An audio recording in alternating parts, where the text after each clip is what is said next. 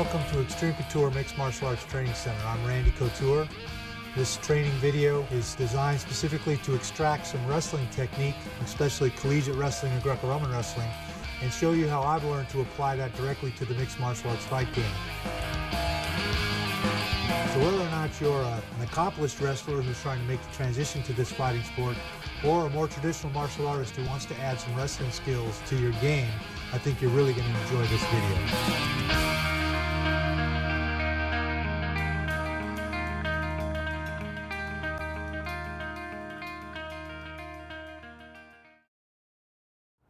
Range and transition are very important in the sport of mixed martial arts. You need to know if you're in long range and if you're in danger, you move into that range of exchanges, and then how do you transition from that range of exchanges to my favorite range, which is the clinch range. A real common tactic that we use is to parrying jab and move through the range of exchanges where a guy can hit you and you can hit a guy to get into clinch range where you can smother a guy and impose your will on him.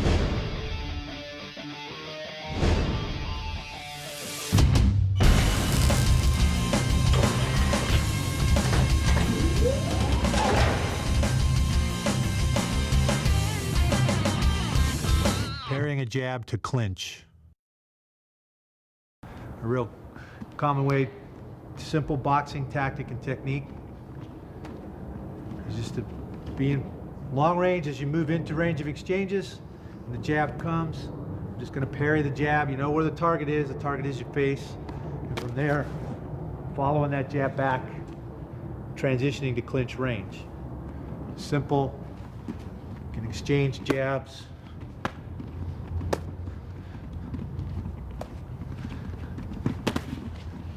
Transition to that clinch range.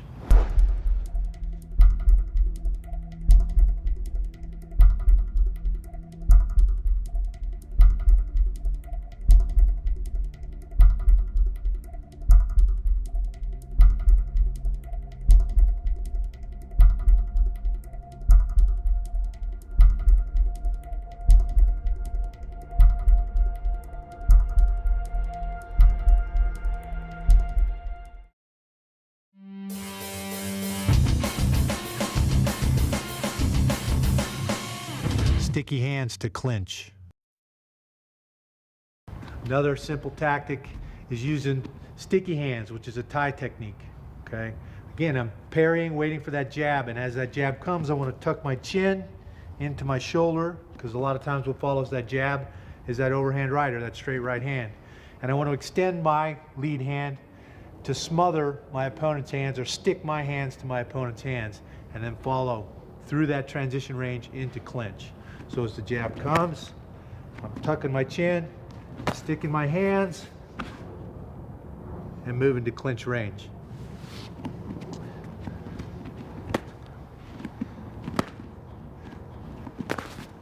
It's pretty easy from here to draw first blood or score.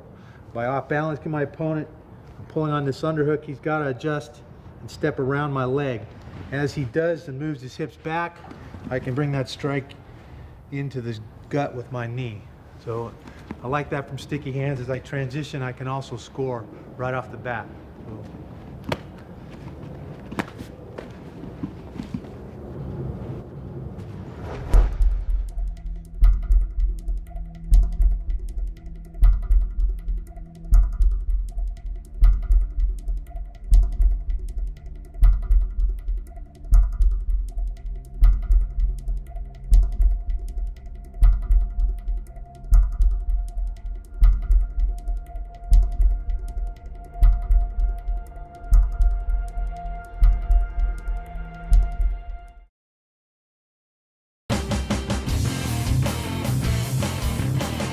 Elbow destruction to clinch. Another common way to transition through that exchange range is to use an elbow destruction. Your elbow is one of the hardest things on your body. A lot of small bones in your hands and feet, just one big bone there. All I need to do is cover, again, I know where the target is, my face. So if I cover and move through that range, I can get to clinch pretty easily.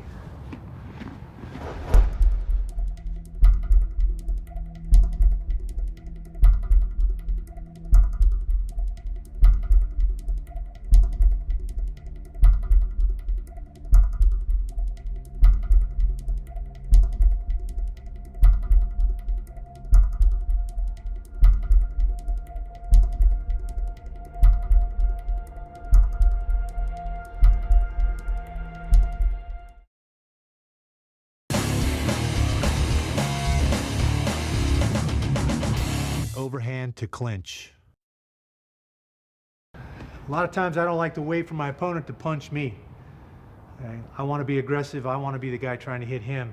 And I really want him to stop moving his feet and cover his head.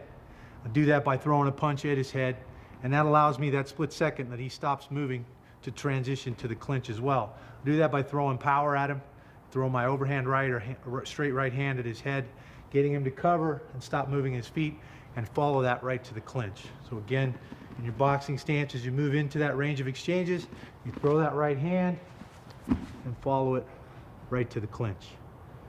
So there's 4 simple tactics for transitioning through that exchange range to get to clinch and smother your opponent.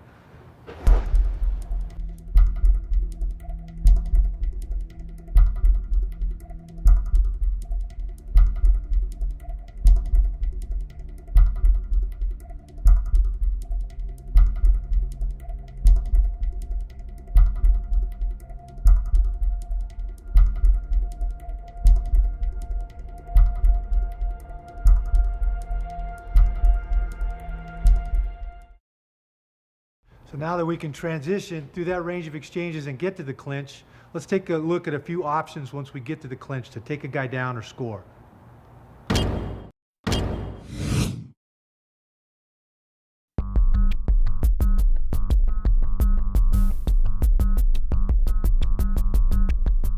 Basic pummeling.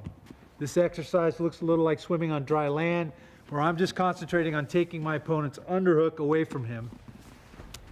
I'm using my hips to drive each underhook in as I repummel, repummel, repummel. All right. Want to make sure that I'm not leaning too much on my opponent. I want to stay centered, carry my own weight. I can push chest to chest and put a lot of pressure on my opponent there. Again, it's just a basic drill to develop sensitivity.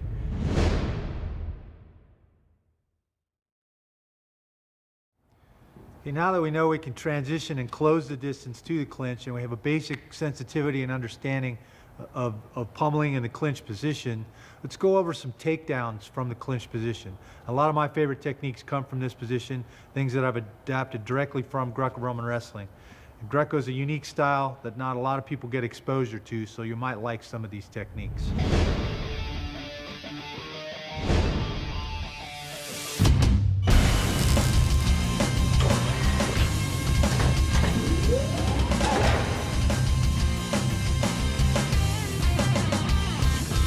Duck under.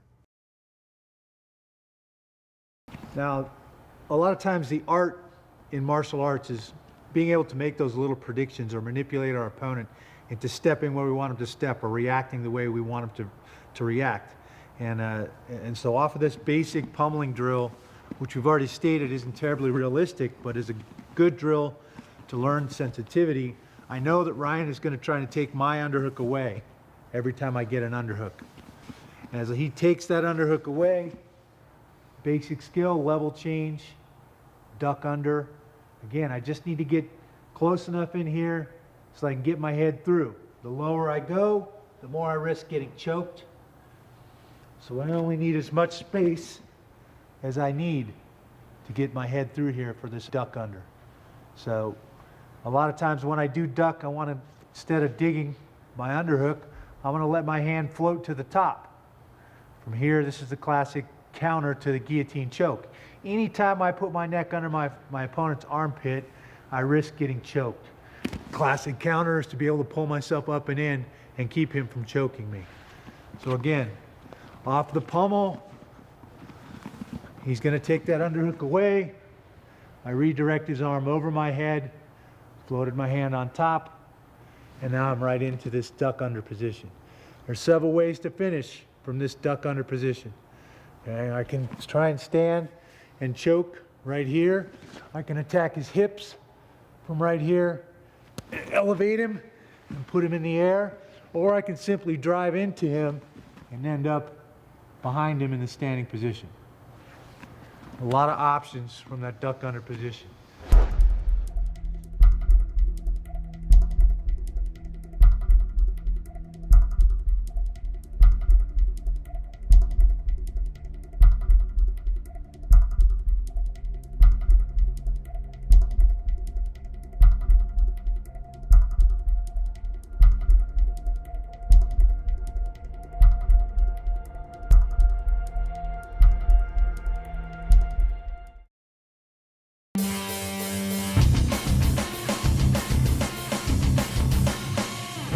slide by. Another technique that I like a lot that I adapted directly from Greco-Roman wrestling is a slide by. And again, anytime I can make that prediction, I know he's going to re-pummel. As he re-pummels this time, instead of going under the arm, I'm going to slide my cheek and ear past his shoulder, changing levels, trapping his arm with my neck to his body, and attacking the double leg. Now, I don't want to drive him straight back and end up in his guard or his half guard. I want to use this third appendage, my head, and drive through his body to take him down. So again, off of the pummel, slide by to the double leg. I know in this situation he's going to re-pummel. Hit that slide by.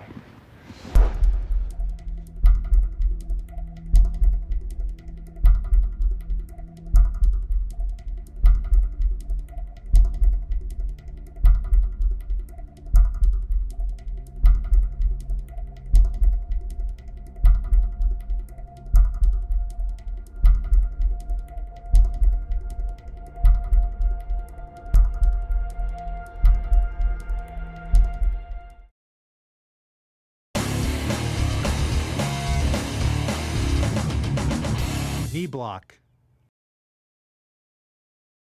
So we're working now off of this basic pummeling exercise that again isn't terribly realistic. You're not going to see two fighters pummel and swim basically for position, but it does develop that sensitivity we've already talked about in getting underhooks and taking underhooks away from my opponent when I fight into the clinch position.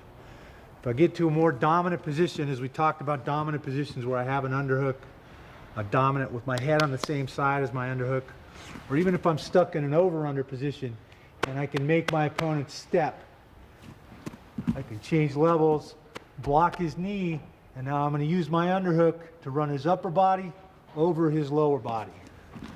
Again, if I make him step, level change, and now I'm going to run his upper body over his lower body. What I want to be careful about here is I don't want to get tangled up in his legs. As I run him over, I want to draw an imaginary line between our feet. And I want to stay on my side of the line, and he's going to stay on his side of the line. So as I run and explode through him, I stay on my side of the line. I'll slide right into cross-side position. Knee block is a low-risk technique. I know right here if I'm going to get it. If I don't get it, I'm right back up into the clinch. I haven't risked anything. I'm not getting choked. So that's a nice high percentage technique that doesn't put me in a lot of danger.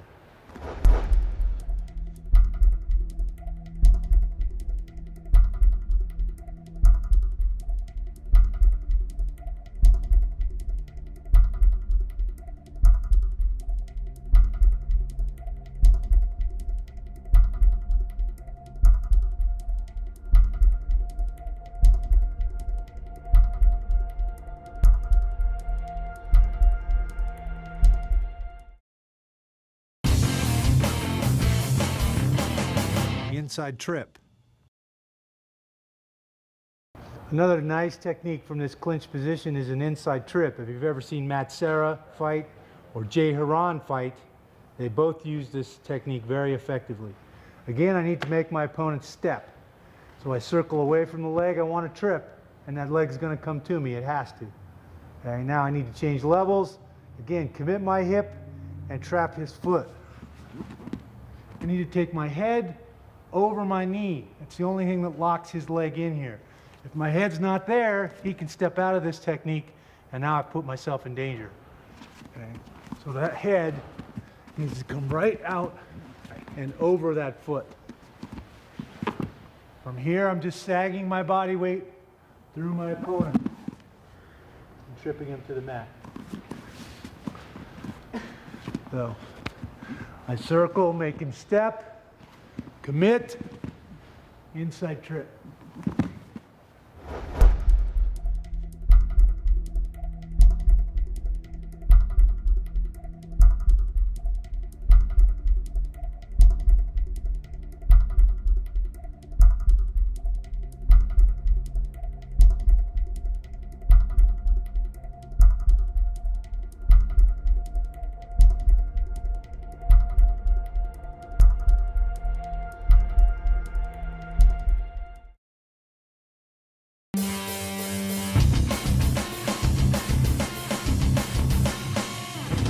single.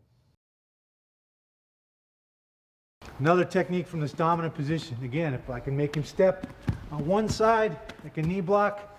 If I circle and make him step on the other side, I can change levels and I can attack this high single. Okay, direct from college wrestling. Sometimes rather than hit the double and attack all of his power, it's easier to make him step and attack half of his power. Okay, I'm pulling on that deltoid muscle that's connected to the hip, to the foot. It's going to come around. Now I can change levels. My free hand attacks, and I can pick up that single leg. Several options for finishing from this high single position. Against the cage, we've already discussed walking up and finishing the high single. The high single, I can also run the pipe, where I'm creating space and dropping him over that missing leg. He'd like to be able to put his foot down and keep himself up, but I'm controlling his leg. Okay?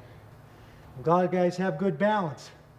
As I go to run the pipe and he hops around the corner, I might have to flare and change off to a double leg. It's a very good finish. You can change off to the double and flare from that high single as well. And the third option is that I can pop my head to the outside. Anytime I pop my head outside and under my opponent's armpit, I risk getting choked. So I have to weigh that option. I don't want to wait around here and see what's going to happen. The second I pop my head to the outside, I need to create that little panic in my opponent by elevating him and putting him in the air. I use my head to steer him to the mat, and we come down with both our body weights. So there's a lot of options from that high single position. And we've seen guys get tied up in this over and under position in a lot of fights. It can be a hard position to get out of and create space and effectively do anything that's going to change the position or the fight. I can stand here and stomp on Ryan's toes, knee him, shoulder punch him, and he can do the same things to me. This is a 50-50 position.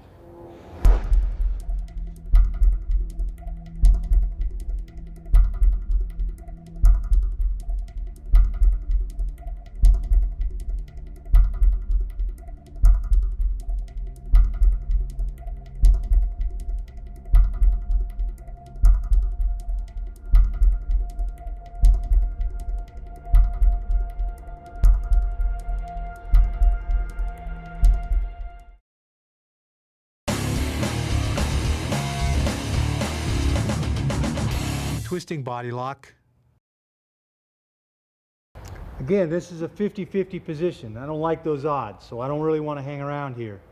Again, if I can make a prediction that if I push into Ryan, 90+% of the time your opponent's going to push back. He's going to give you energy back. So I want to create that little bit of energy between us. As that tension builds up, the twisting body lock is a simple technique. I'm going to lace my overhook side under his elbow and put my palm right on his lat. I've already got an underhook and can have his lat on the far side. I want to commit my hips where my power comes from, my center, deep inside. So I'm up under his hips and lifting him. Okay, now it's just dance move. I'm going to pivot on my toes and twist, pushing on the lat on my overhook, pulling on the lat on my underhook. Again, the more tension that builds up between us, if he doesn't resist and doesn't push back, it's not going to work. So you got to have a good partner. And in a fight, that's never an issue. He's going to push back, trust me. So as he pushes back, pulling, pushing, and twisting to put him on the mat. Again, I like to lace under that elbow. See how his shoulder raises into his ear? Okay. That's twisting his upper body. I have to commit my hips. If I don't step in deep and commit my hips here, I'm not going to have enough power to move his body weight. So that's very important.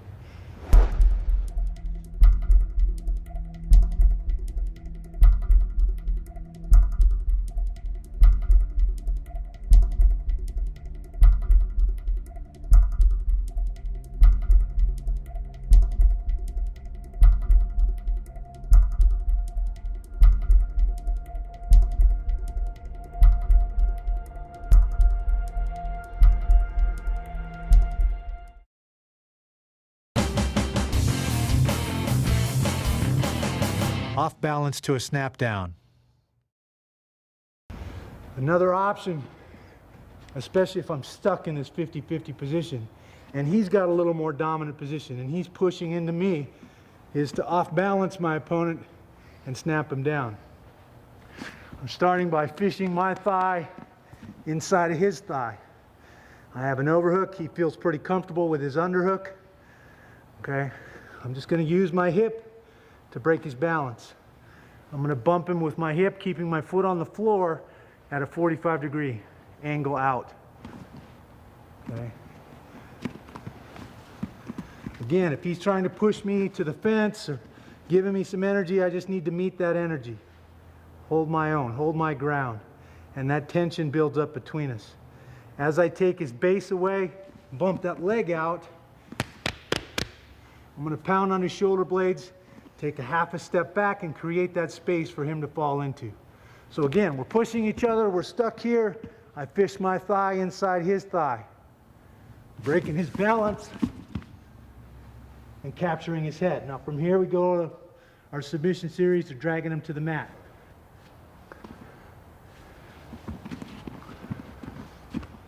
So, chest to chest, 50-50, fish my thigh inside his thigh.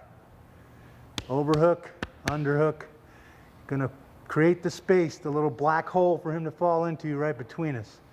Break his balance, the more tension between us, the better. Push, he pushes back, break his balance. I have to move out of the way, create the space for him to fall into. Now I can capture his chin, capture his head, and drag him down and go to work.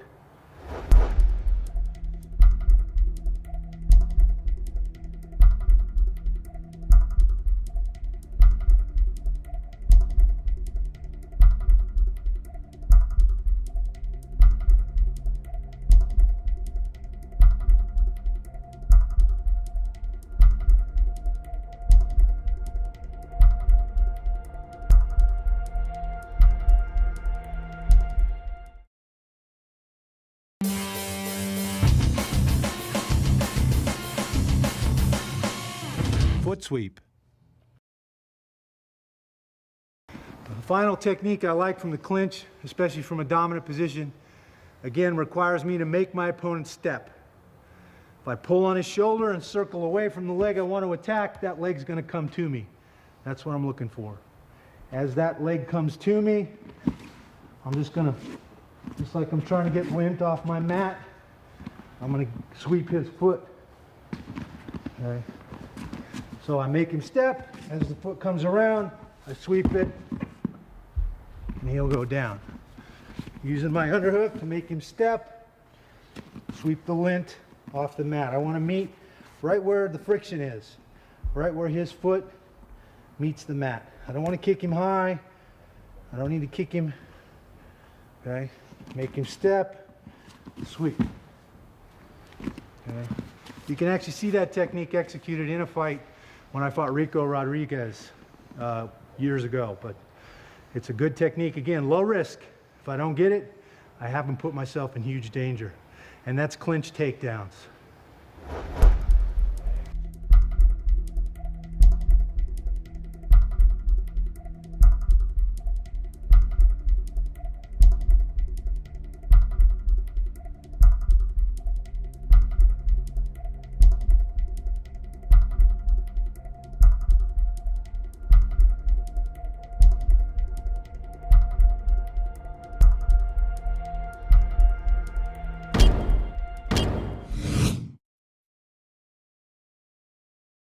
I don't know if there is an ideal form or background for a complete mixed martial artist. Obviously wrestling works for me, and that's the background that I chose. And I know several other wrestlers that have made the transition and seem to pick up skills well and have the right mindset and the right physical tools to be complete fighters. But I think that any background is possible to have that same thing. We've seen plenty of strikers that have been very successful, plenty of guys that come from more traditional martial arts backgrounds and have been very successful in mixed martial arts. So I think it's more a function of the athlete, his ability to kind of keep his ego out of the way, put himself out there and learn all the tools that he needs to be a complete fighter.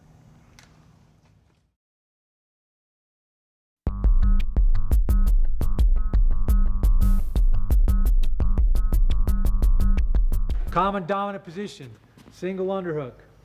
I want my opponent to reach all the way through, ideally, grab that front deltoid, pull his elbow down and into him. Now I'm stuck here. Now he can dominate the position with his head position and trapping my free hand so I can't punch him with it above the elbow. Okay, another dominant position, double underhooks.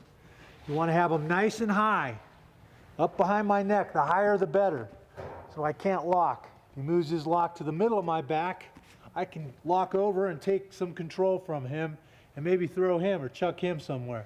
So you want to have that nice and high or nice and low at the belt line where you can control my power and my hips. Those are the two dominant places for the double underhook.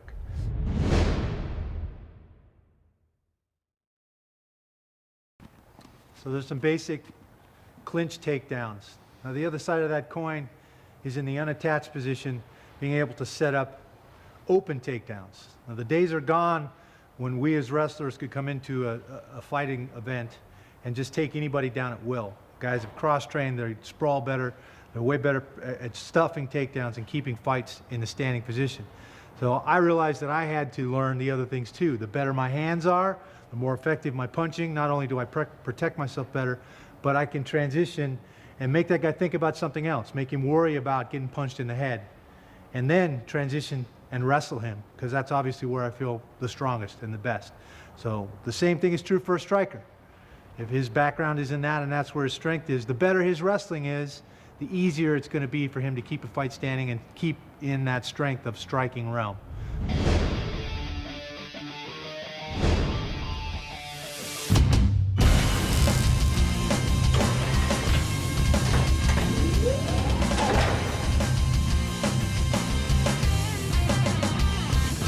Parry a jab to a double. Open takedowns. You got to be able to transition. We've already transitioned to the clinch. Okay? A lot of the same setups will work for transitioning to an open takedown. The first is obviously parrying that jab. I know where the target is. He's going to try and punch me in the face. I need to meld my boxing technique together with my wrestling technique. In wrestling, in order to take anybody down, I have to at least be an arm's length away. If I'm further than that, I'm not going to get there. Guy's going to be too fast. He's got too much space to change the angle and stuff that takedown. If I'm in an arm's length away, I can be hit. I'm in that range of exchanges. That same range that we had to transition through to get to the clinch, if that's where we want it to be. Okay? So this time, instead of transitioning to the clinch, we're going to transition to an open takedown. I'm going to parry that jab. As I parry that jab, I start my level change and my penetration to close the distance and hit the double leg. Okay? One is that level change, penetration, and parry, all happening at the same time. Two is to bring that trail foot up and drive my shoulder right up into his side and armpit. I don't want to be low where he can choke me and stuff me. I want to be here in the finish position as high as I can get. The third step is to drive off that outside foot and drive my head through his upper body to that double leg. Again, 3 steps. 1, 2, 3. Okay, parrying the jab to the double leg.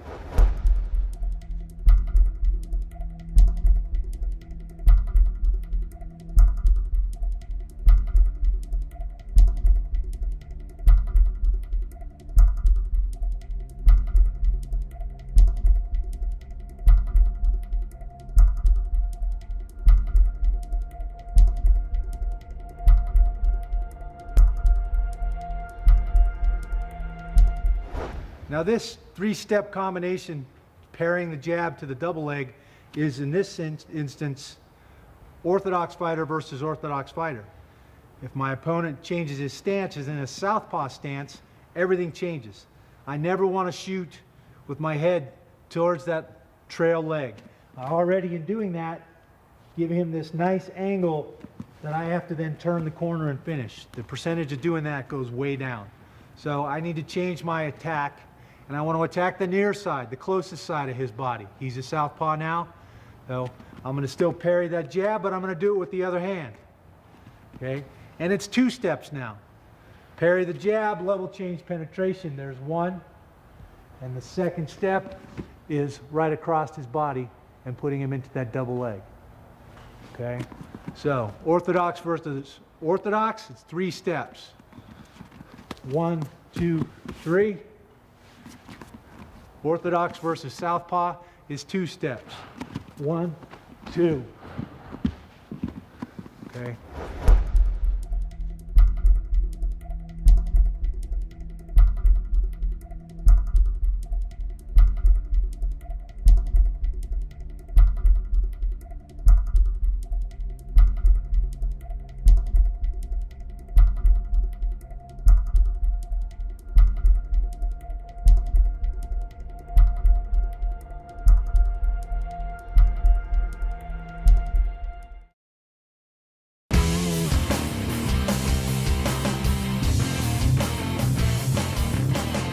Overhand right to a double. Now, I don't know about you, but I don't like to wait around and see if a guy's going to punch me in the face. I like to be more aggressive, more offensive. So I'm going to come out and I'm going to try and punch my opponent in the face. Again, I need to make that transition through that range of exchanges. I'm looking for that split second in throwing that punch in his head that he's going to have to cover, protect himself, and stop moving his feet. That's going to allow me that half-second time to transition to that double leg. So I throw the overhand right. Again, I have to meld my boxing technique and my wrestling technique.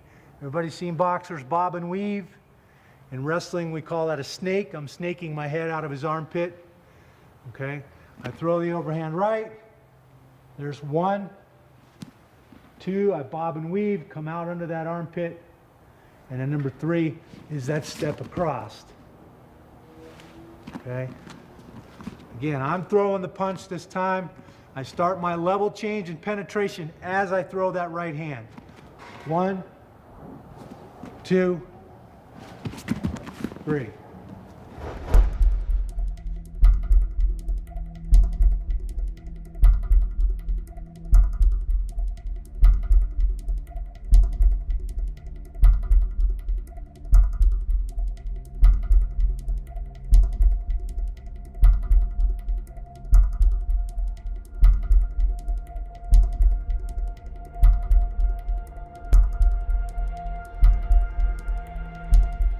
Just like parrying the jab, everything changes when he switches to southpaw. The southpaw is vulnerable to a straight right hand. It's a great tool against the southpaw, but it's, in my opinion, more difficult to set up the double leg when his stance is switched. It can be done. You're going to have to drill it and get real comfortable with it. So I'm still going to throw that nice straight right hand, start my penetration and my level change, and in 2 steps, I'm going to blow right through my southpaw opponent. 1, 2. Everything else is the same. Stance is switched, so I need to come out and attack the nearest side of his body. 1, 2. So they're all some of my favorite techniques. You've seen this double leg takedown against Tito. You saw it against Chuck. I've used it in several fights. You can look it up on video.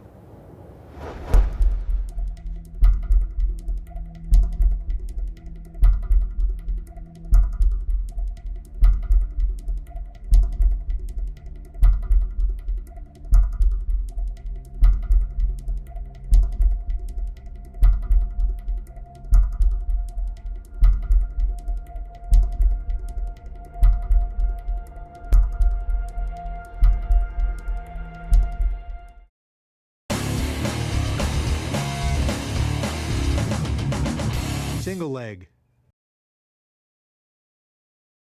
And that leads us to the next takedown from the open position, which is a single leg. And if Ryan stays in the southpaw stance, this is actually a very nice setup for a southpaw, because I can use my jab and paw at my opponent to distract him and take my power hand, my right hand, and snag that single leg and pull myself right in. So again, melding the wrestling and the boxing together as I stick that stiff jab in his face. The level change comes, I hook that knee and pull myself right into that single leg position. Very nice technique against a southpaw fighter, and it becomes more difficult against an orthodox fighter. If Ryan goes to orthodox stance, obviously the jab isn't going to work and I want to be careful about reaching with my right hand. So what I can do is throw my right hand to distract my opponent and reach with my jab hand to pull myself into that single leg position. Not as effective in my opinion, but again, it still will work. You can drill it and you can make all these takedowns work from the open position.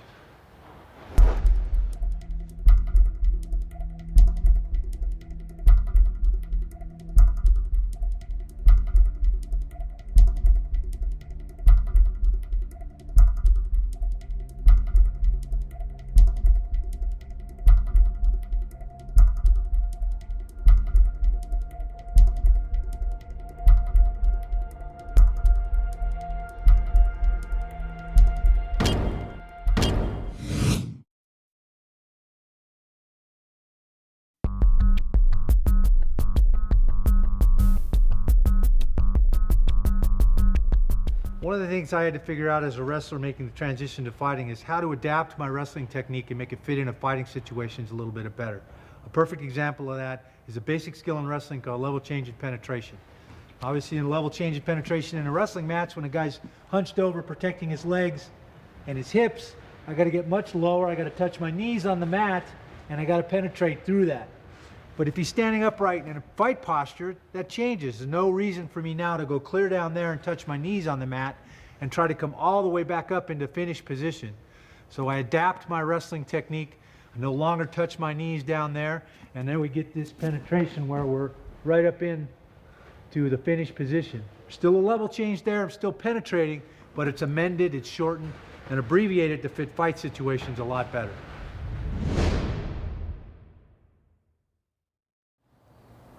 So there's a look at some takedown technique and tactics, some of my favorite. And once you get your opponent established on the ground, I'm going to talk about some tactics from the ground. They're first going to allow you to damage your opponent from this position. And if you get stuck in the guard or some of these other positions, you can change tactics, change positions, and improve your position to dominate the fight.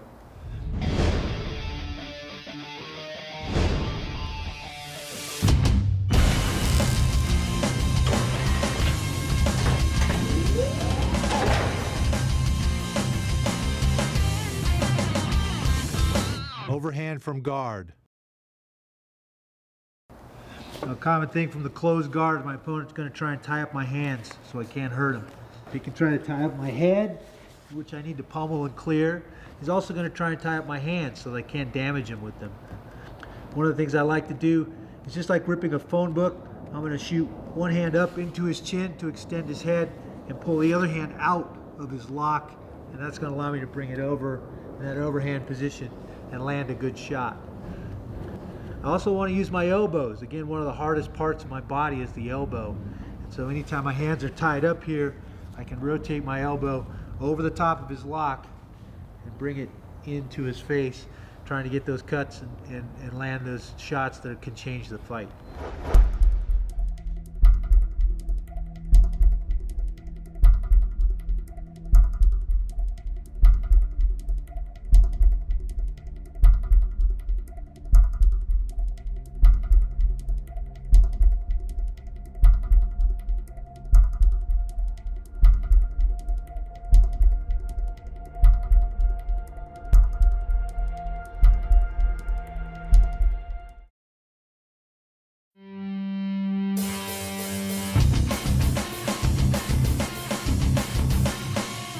Open guard posture pass. Now, a lot of times from the closed guard, this guy's just locking himself into a beating, especially if I keep landing a lot of these shots. He's going to open his guard to try and change position. Really, from the closed guard, I only have to worry about two submissions. That's a guillotine, if I'm careless with my neck, or a kimura, if I let him get across my body. Everything else he's going to do, he has to do from the open guard. So I'm really just waiting for that guard to open. And the second that it opens, I'm going to explode and posture up with my hips. I don't need to look at his face. I know where his head is. By bringing my head down to look at him, my hips go back and it alleviates the pressure. It's not as heavy on him. I need to be heavy. I can feel my way in, pass, and settle. Now I have this great posture. I can bring down big shots and end the fight. Another common guard pass that I like, when that guard opens up, is just to stand in his guard. I post my hand on his belly button so he can't move his hips too much. And I'm going to pass to his weak side, his left side. I'm going to post on his knee, walk around, and come right into side position.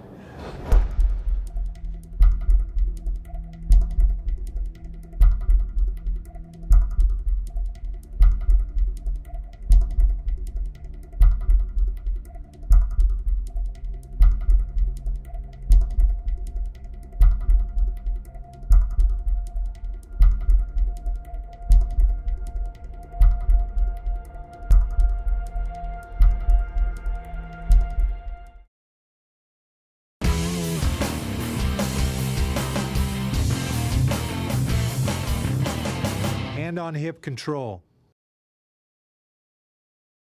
From here, rather than rest my knee on his stomach, because he's an unstable platform, I want to attach my palm to his hip and glue my elbow to my knee. Doesn't matter where he goes. I have this elevation. I'm just going to keep filling that space with my foot, and I'm going to keep hitting him with big shots. So again, anytime I have elevation over my opponent, I can hit him with much bigger shots. As he turns and tries to single leg me, I can turn, change sides, and spin around. Keep him off balance, never let him get a chance to secure that single leg position.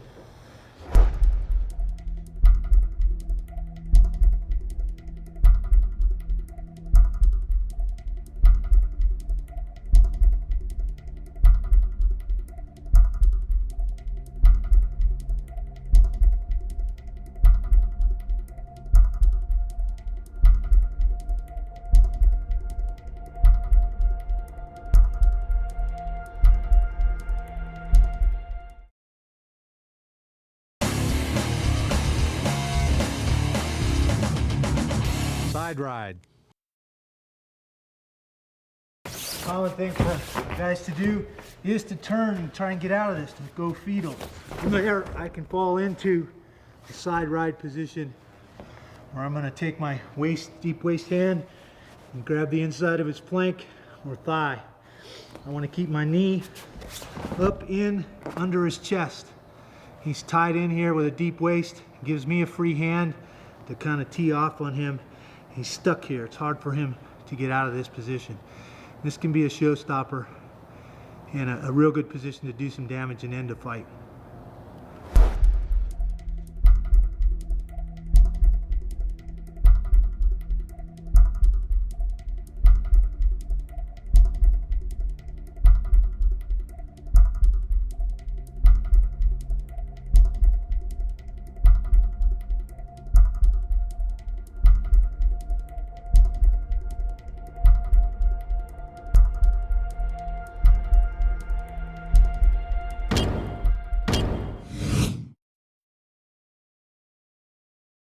One of the quotes I use a lot, besides "you're really only as good as the guys you sweat and bleed with," is that iron sharpens iron, so one man sharpens another. It's a psalm from the Bible, and I think that's very true. If you're not in a training environment where you're getting smacked in the head, you're getting tapped out, you're getting challenged on a daily basis, then you're not getting any better. You're not improving. Your workout partners are a very, very important piece of your progression as an athlete and the character that you're building as a person as well. So I think those are key components, and finding that right place is a big piece of it. So there's a look at some ground and pound tactics and technique. Another common area that I end up in as a wrestler, and an area that I like, and probably the best submissions that I have, are from the front headlock position. One of the common ones that we see is a gator roll, or an anaconda choke to a gator roll. And you've seen this in the Mike Van Arsdale fight, in several attempts, and finally ended up finishing the fight.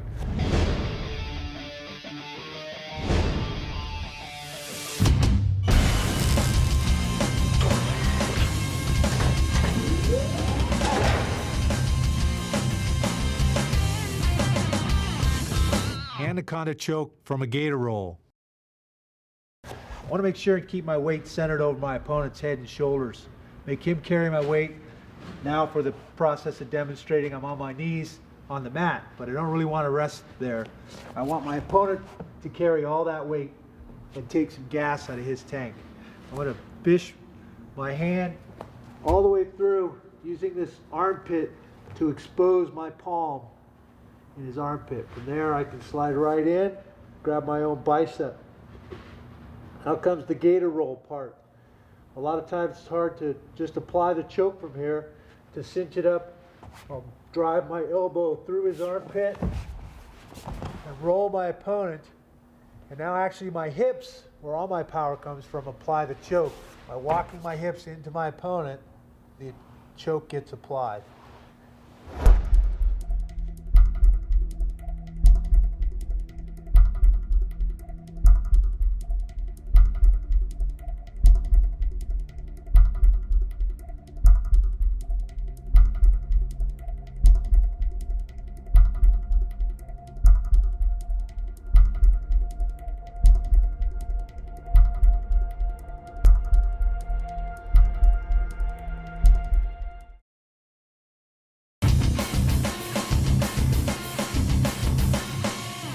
Straight front headlock choke.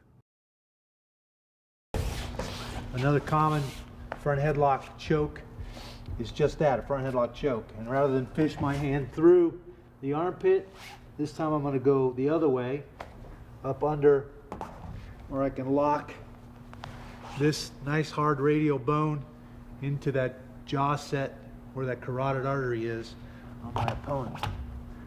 And make a blade and grab that so I can use my elbows and my hips to apply that choke. Once I get it locked on, I want to crowd my opponent and choke him with that front headlock. Front headlock choke can be very effective, especially with a solid barrier, where I can put his back or butt against the fence and he has trouble moving or changing the angle.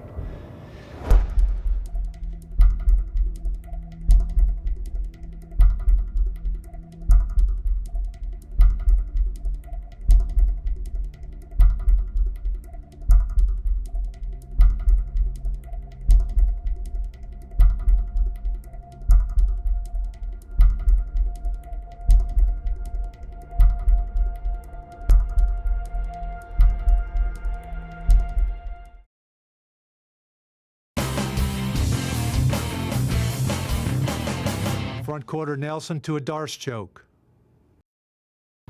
Another common tactic I like to use is a front quarter Nelson. It comes directly from wrestling. This guy's got a good solid base. It can be hard sometimes to maneuver him off of that base.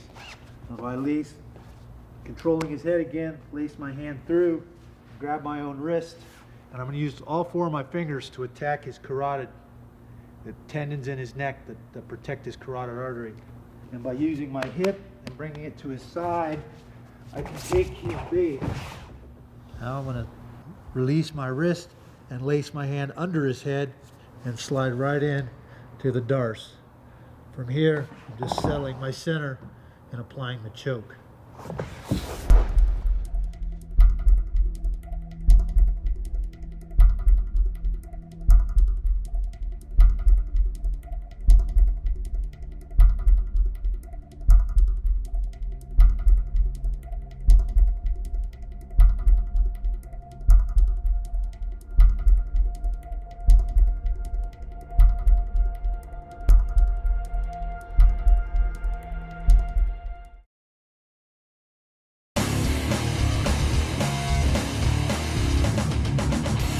Olympic roll to a Darce choke. From this same front headlock position, I can roll into the Darce choke as well. Again, I'm going to go through the armpit to the far side of his neck. And from this front headlock position, I'm going to roll. And as we roll, I come right up on top with the Darce choke. Again, by settling the center of my gravity onto his neck, I'll get the choke. So there's 3 or 4 variations of a front headlock choke. The Anaconda, the Darce, the straight front headlock choke. That are great options, especially for wrestlers that most know how to do these front headlock chokes. Great options and great submissions.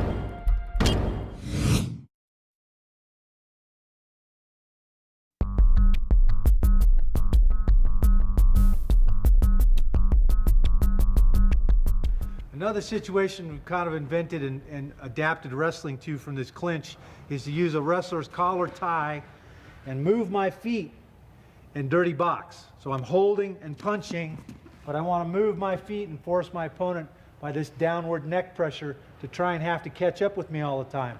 And as he tries to catch up, he's walking right into my fist. I can always change hands.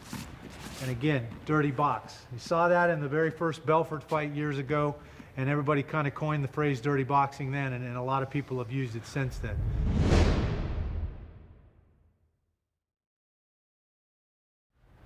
Now, through the course of this instruction, we've covered a lot of offensive technique. Let's cover a little counter technique or defensive tactics, and we'll start with my favorite position, which is, from the clinch in the underhook.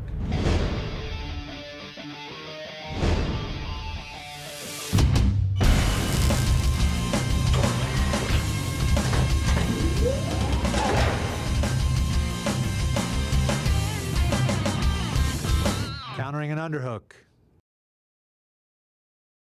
If my opponent secures a good solid underhook position, this can be difficult to get out of.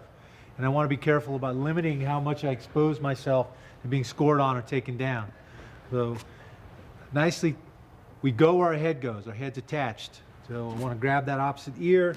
I'm going to post and block right on the outside of his leg. And now I'm going to pull his head and work his head. I need to create space here. He wants to stay tight. I need to be able to re-pummel and get my arm out of here without exposing myself too badly. So again, I'm going to grab that opposite ear and I'm going to pull him over this block. And when I do, that allows me to rotate my elbow inside and come back to an inside position and re-pummel. So again, he's got a nice solid underhook. He's probably going to be attached to me. I'm blocking, grabbing that opposite ear, and re-pummeling.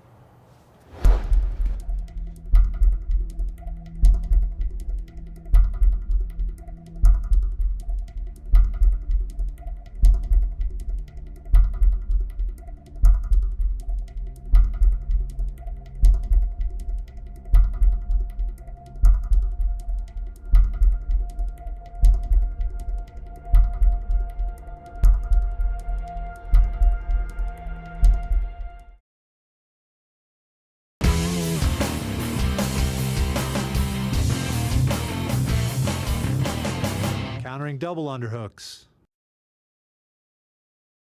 Transition to another dominant position. Double underhooks, especially when it's nice and high up behind my head. This again can be very uncomfortable. I don't want to freak out. I don't want to panic. I don't want to try a big throw or do something. If this guy's good enough to take me down and earn this, then I've already screwed up and fell asleep and gave him the position. But if I settle in, lower my center, make him carry my weight, and then whichever side his head is on, I'm going to shuffle over and block again with my thigh. Move his head. Pull him over that leg, that block, to create some space between our chests so I can re-pummel. Okay, now I've changed the position and got to a better 50-50 or even better than that, dominant position.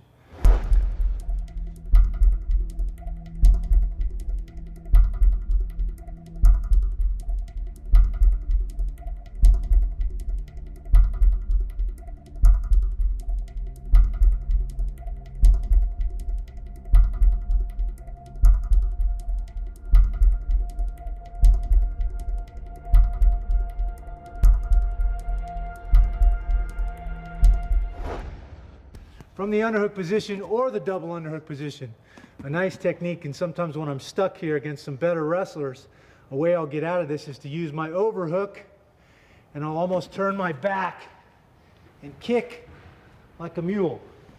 What I'm trying to do is hit my opponent with my butt against his hips. Almost like an Uchimata in judo. Doesn't matter, single underhook or double underhook. I have to commit my butt. I have to commit my hips. They should hit my opponent in the hips.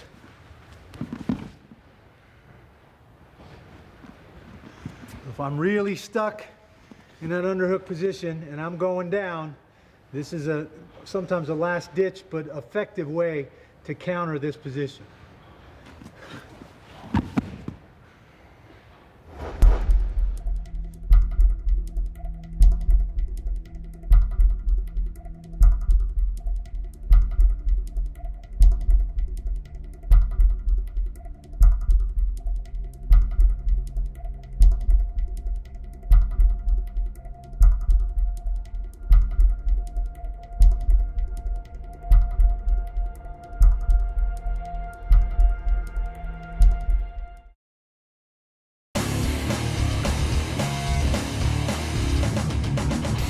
defending a single leg.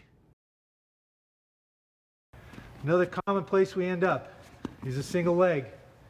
Okay? I don't want to let him capture my hip and start to take my center of gravity up. I'm going to go for a ride. I need to first control his hands, work on his grip, slip his lock to my knee. So now he's just picking up my leg. He's not picking up my whole center of gravity.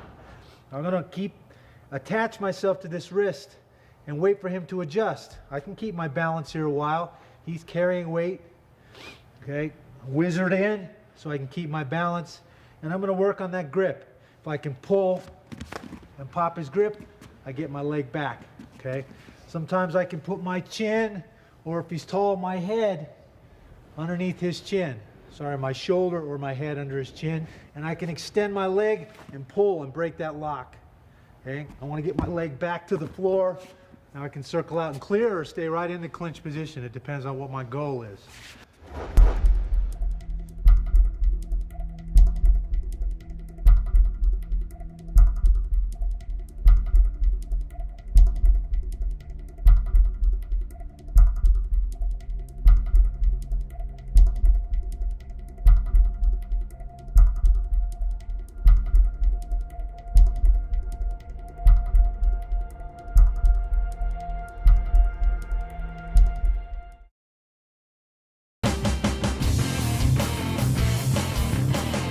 Move the head to the outside. Another nice option from this single leg position is this head position. If I let my opponent have head position, he can stay here a while. So I can reach up and move his head to the outside. Allows me to cover, potentially threaten him with a choke. And as I get to this position, now I'm almost more in a double leg. It's easy for me to sprawl and put a lot of pressure on his arms and shoulders if he tries to hang on. So popping his head to the outside is a good option.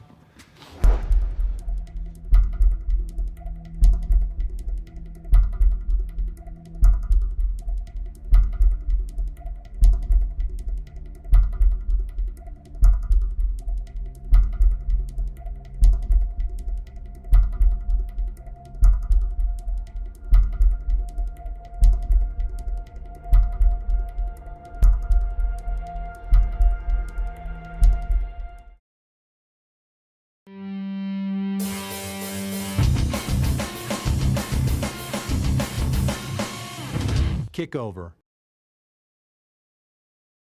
Another option I have from this high single position is to trap his wrist. I'm not so worried about the outside arm as I want to lock him into my leg, and so I grab his wrist that's going around my leg on the inside. It's a little bit bigger commitment for this technique, but sometimes the bigger commitment pays off. Once I lock him to my leg, I'm going to step between his legs with my free leg, and I'm going to sit to my butt and kick this leg over the top. And my opponent's going to fly over my head and I'll come out on top of him.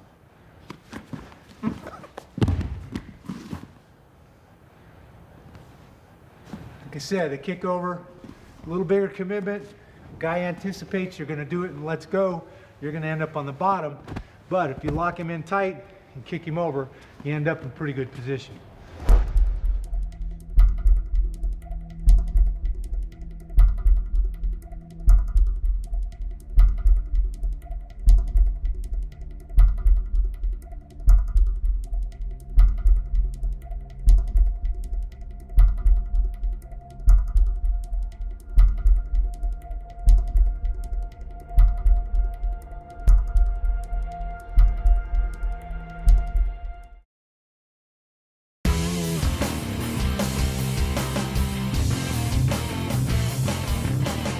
Sprawl.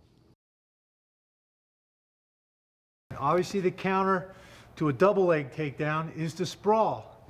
If Ryan's out in front of me and he's throwing that combination, I'm protecting him. He hits that shot, I need to take that lead leg back, cover his head, make him carry my weight.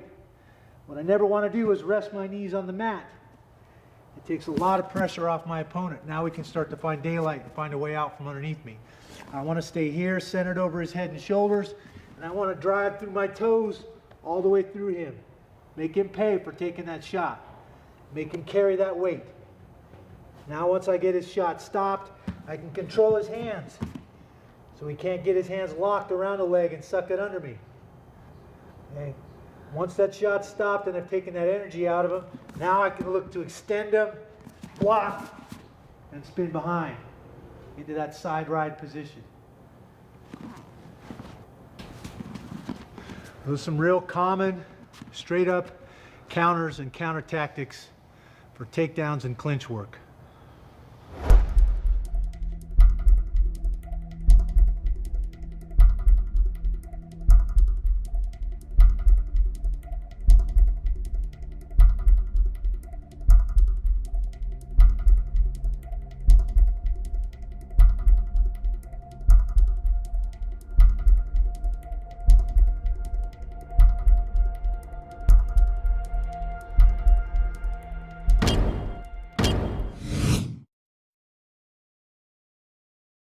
There have been several fights along the way that have fashioned my game and forced me to look at things and analyze things. And I think in a lot of cases, those were the fights that I lost. You know, the Hizzle fight was a fight that I won, but I suffered greatly from being kicked in this left leg a bunch of times, and it forced me to analyze what I was doing. I knew I didn't want that to happen again. I think a lot of times as athletes, when we lose, it's easier to evaluate your performance and see the mistakes you made and make adjustments and become a better athlete, and ultimately I think a better person through that process. That's sometimes harder to do when you win. You're not as tough on yourself. You don't scrutinize, because even though you won, you still made mistakes. There's still things you could have improved on, and we don't always go back and do that when we win. Well, we've talked about a lot of technique, covered a lot of different areas, and how wrestling applies to the fight game. One of the things in the environment that I compete in a lot is the cage. Now, the cage can be your best friend or your worst enemy. So I want to show some of the cage tactics that I've developed in my fighting style over the years. Now, the cage is the confines to which we fight in, and it can be used to cut my opponent off and eliminate his angle of escape.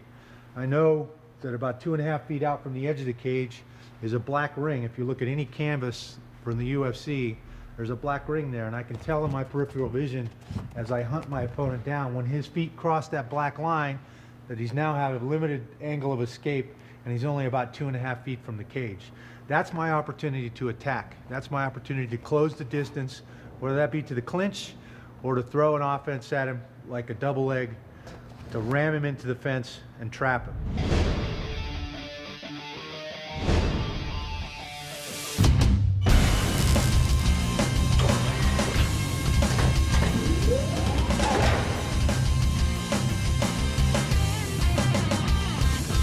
Double leg rebound off the fence. The double leg, as I cut my opponent off and limit his ability to get away from me, I can either parry his jab and penetrate to that double leg, running him to the cage, or throw that overhand right and slip to the double leg, running him to the cage. Most people stop at a solid barrier. They're going to hit that double leg, get to the cage, and stop here. And as you can see, this thing's flexible. There's a rebound to it. I want to use that rebound to my advantage. So when I throw that double, I want to use that rebound to help put my opponent in the air and finish that double leg. The more he resists, the higher he's going to go, the bigger that impact when he hits the ground. So again, using that rebound to put him on the deck.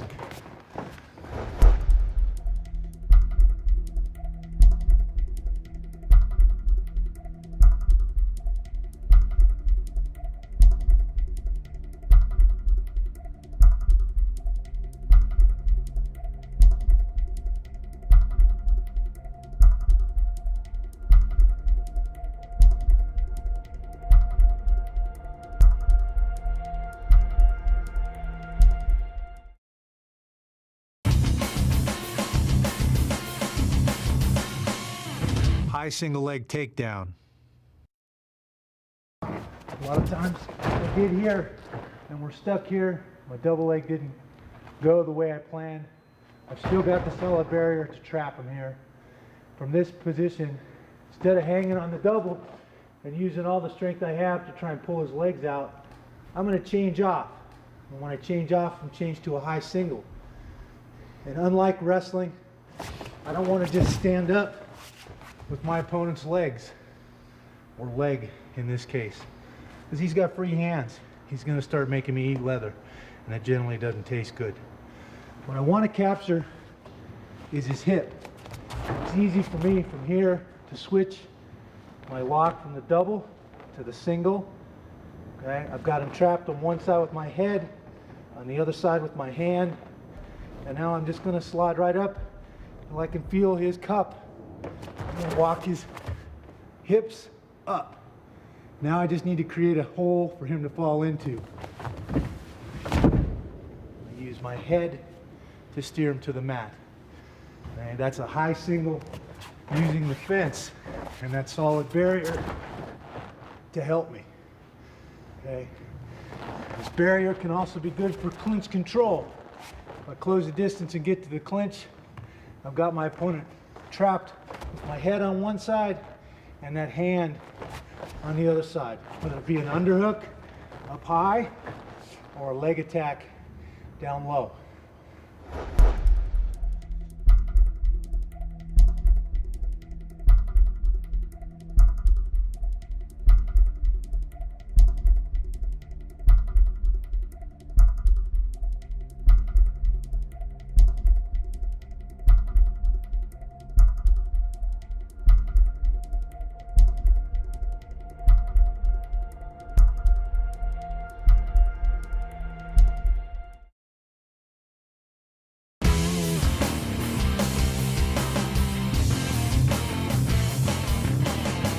Inside trip.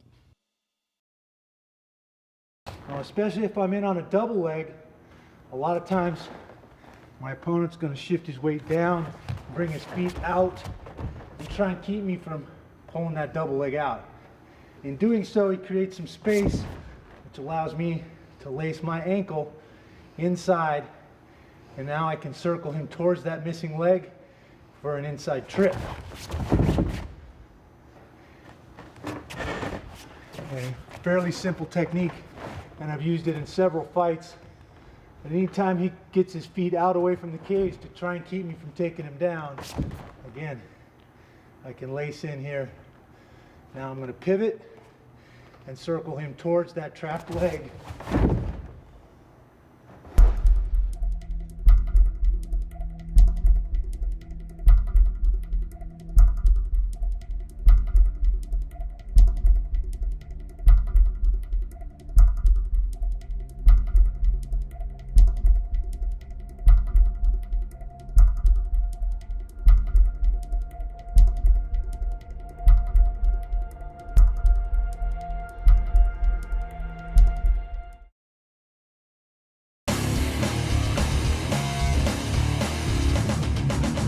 Ground and pound top position.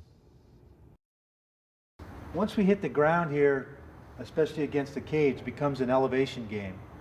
The guy who gets the most elevation is going to have the biggest advantage.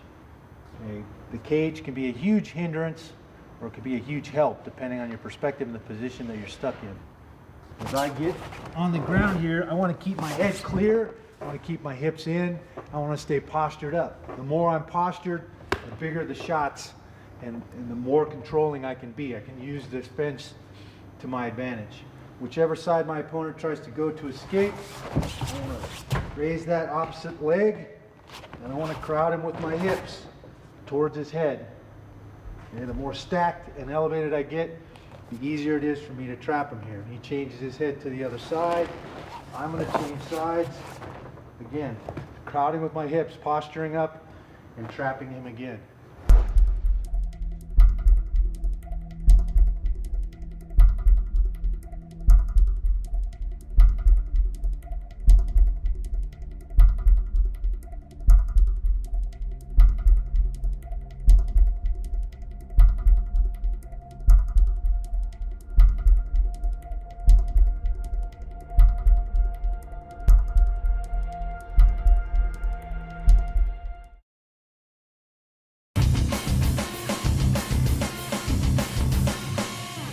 Elevation and wall walk from the bottom position.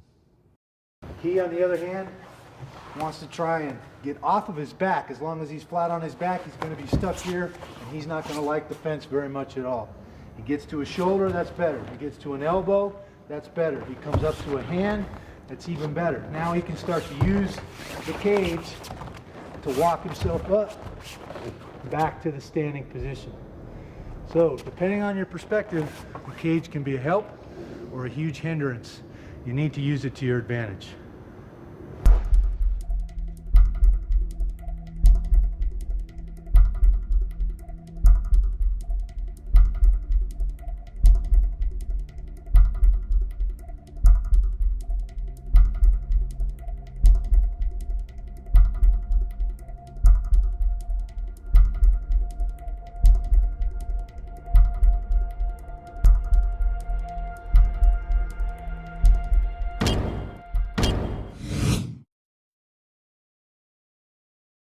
I think wrestling is a very big piece of the MMA puzzle.